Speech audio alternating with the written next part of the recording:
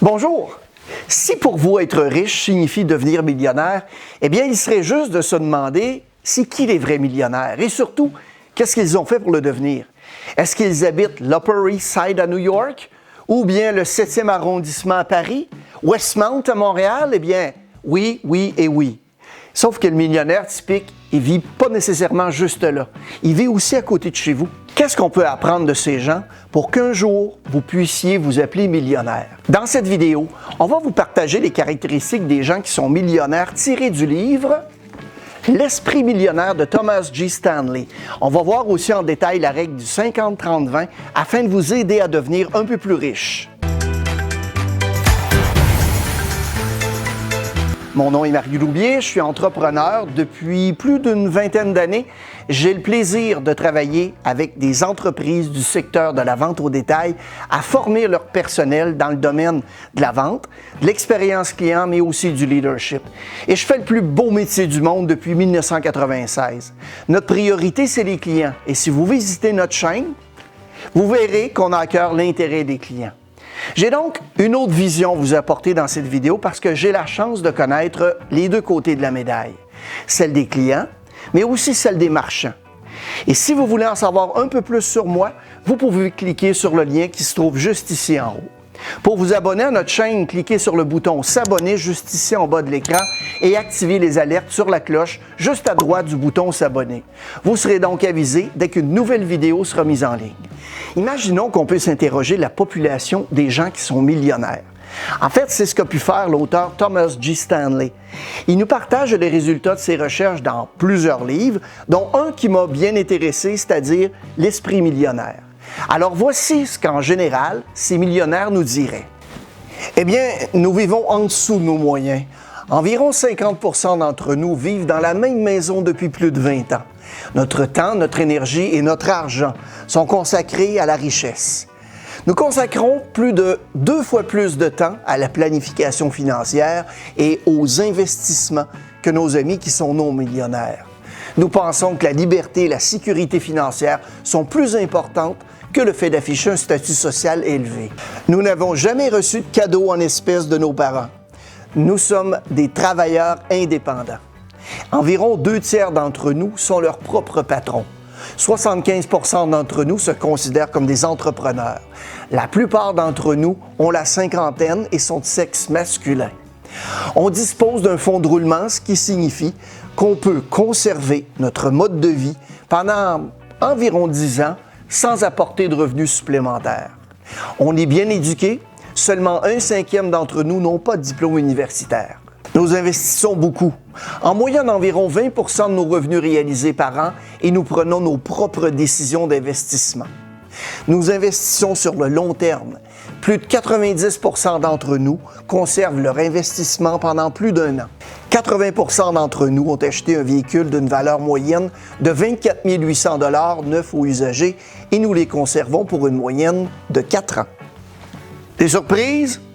Faisons un petit quiz. Est-ce que votre ménage fonctionne avec un budget annuel? Est-ce que vous savez combien votre famille dépense chaque année en nourriture, en vêtements, en logement? Est-ce que vous avez un ensemble clairement défini d'objectifs quotidiens, hebdomadaires, mensuels et à vie? Est-ce que vous passez beaucoup de temps à planifier votre avenir financier? Est-ce que vous avez répondu oui à toutes les questions? Les millionnaires, dans une plus large mesure que les autres, l'ont fait et le font.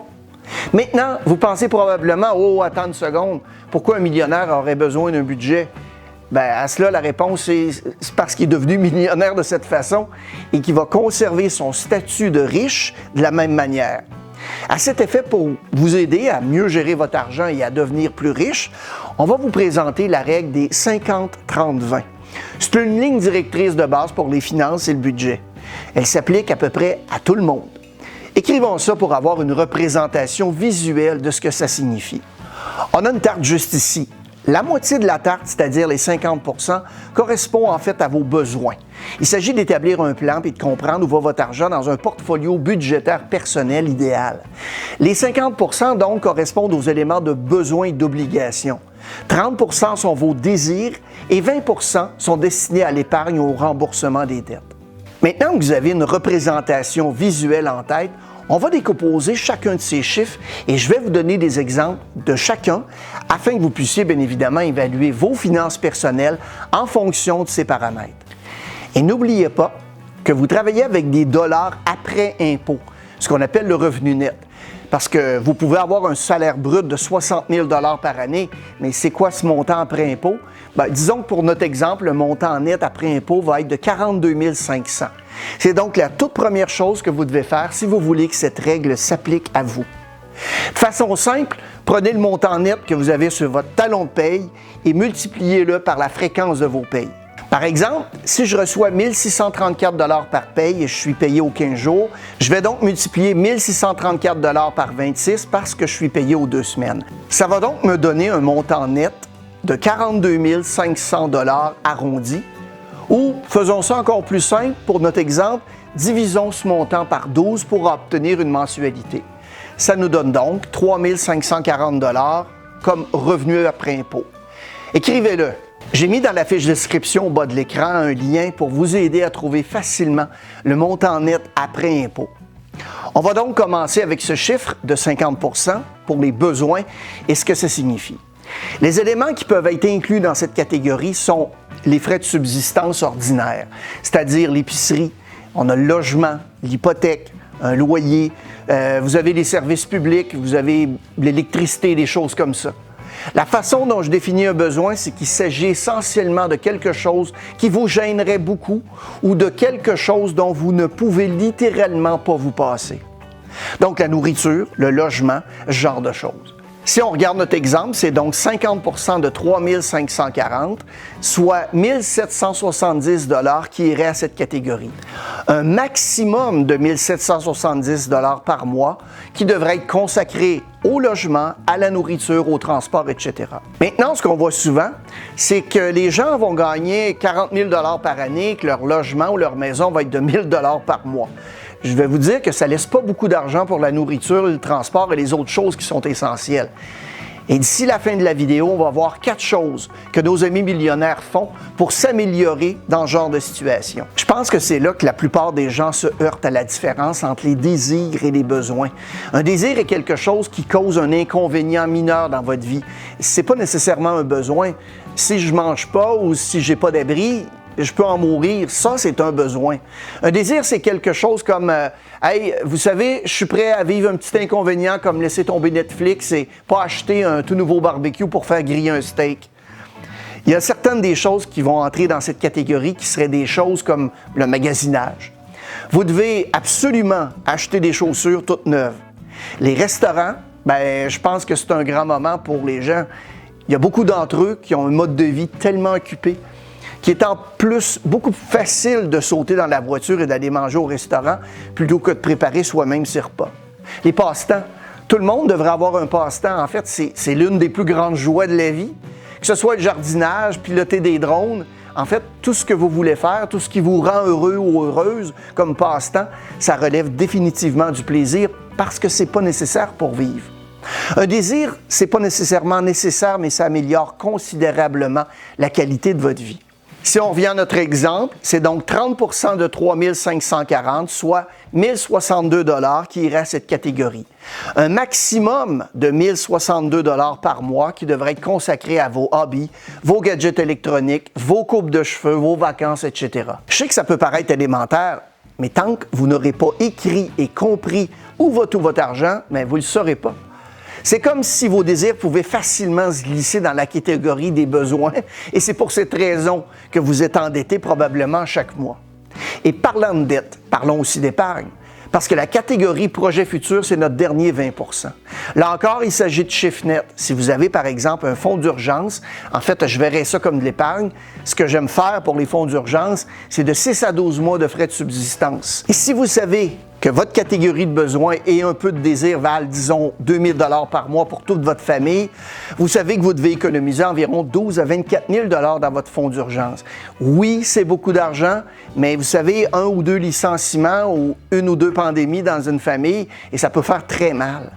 Aussi, dans cette catégorie, il y a les dettes du type remboursement de carte de crédit et de prêt étudiant.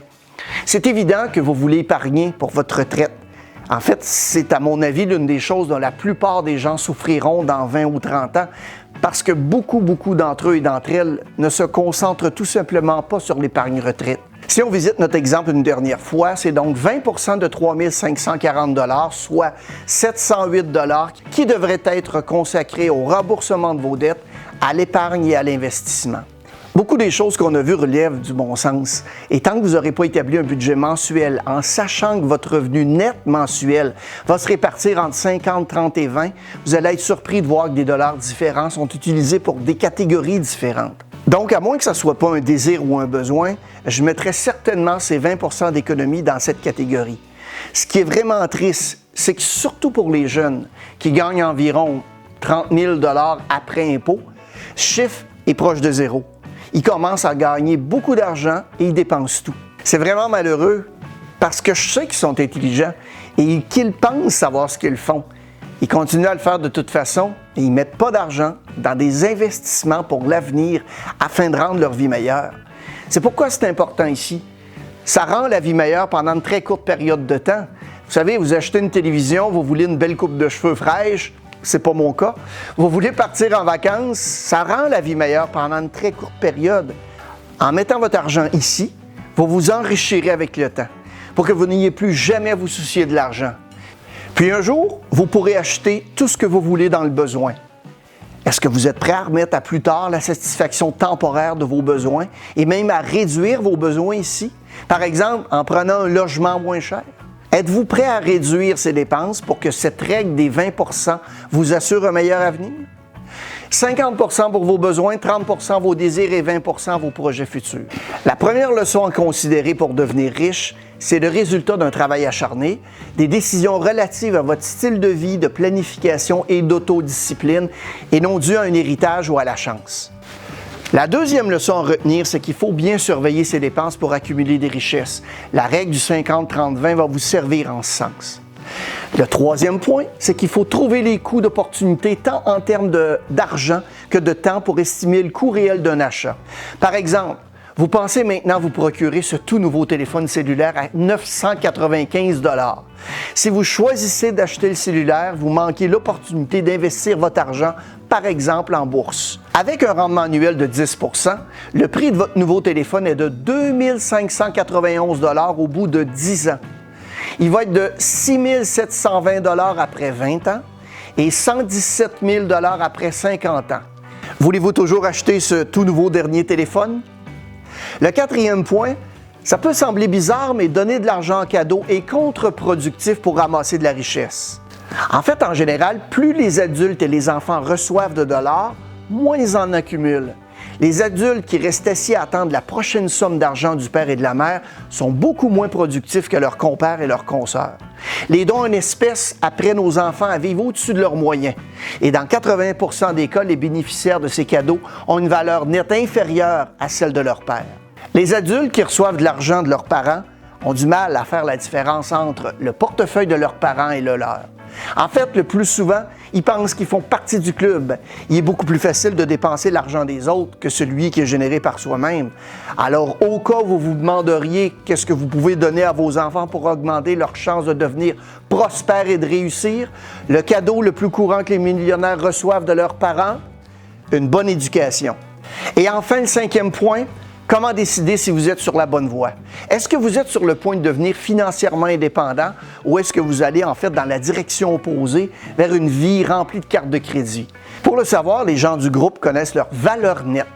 La valeur nette, c'est l'actif moins le passif. L'actif, c'est vos comptes bancaires, les placements, les RIR, les CELI, les RI, les actions, les obligations, les fonds de pension, les parts d'entreprise, les valeurs de parcelles de terrain ou de rachat d'une assurance, etc. Tandis que le passif représente le total de vos dettes actuelles. Les soldes de carte de crédit, les prêts hypothécaires, les prêts auto, les prêts étudiants, les marges de crédit, les emprunts personnels, etc. Donc, votre valeur nette peut être estimée à l'aide de la formule suivante.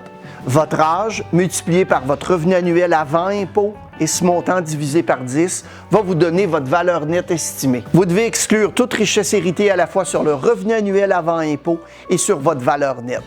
Prenons un exemple. Quelqu'un gagne 70 000 $ à l'âge de 30 ans et il gagne ce revenu par année.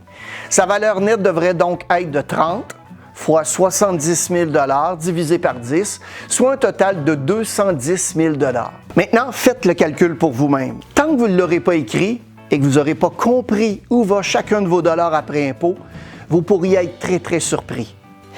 Une étude réalisée à partir de 2015 montre que vous avez 42 % plus de chances d'atteindre vos objectifs simplement en les écrivant régulièrement.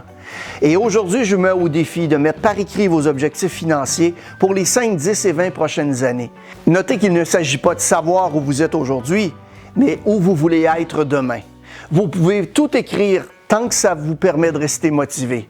Pour savoir comment établir des buts avec la méthode SMART, cliquez juste ici en haut sur le lien.